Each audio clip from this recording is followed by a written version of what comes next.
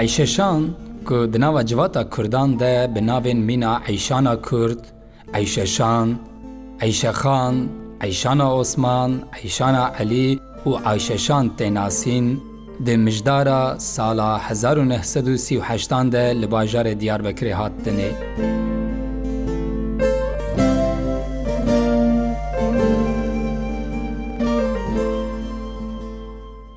جعالی بابو دیو خودی مالباتک مزن و نافداره.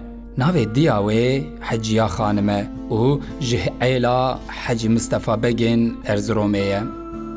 ناوی بابی وی جی عثمانه و جه عشیرا مزن آ جبریانه. بابی عیششان عثمان به دنگ خوشی دنگ خوش بو و دنگ بیجک نافدار بو. هر وها مروه گلک دیندار و خود ترس بو جی.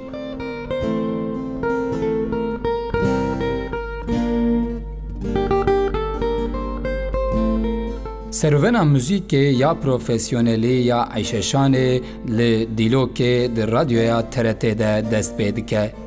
لدیلوک 2 سال در رادیوی ده سترانین ترکی ده ستره.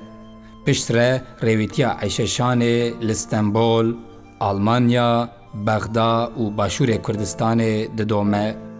لی مخابن داویا وی رویتیه بدل شواتکی بداوی ده به. جبرکو مالباتا وی ناهل هر آمده اوشی دچه باجار ترکیه دچه ازمیره بجیده به.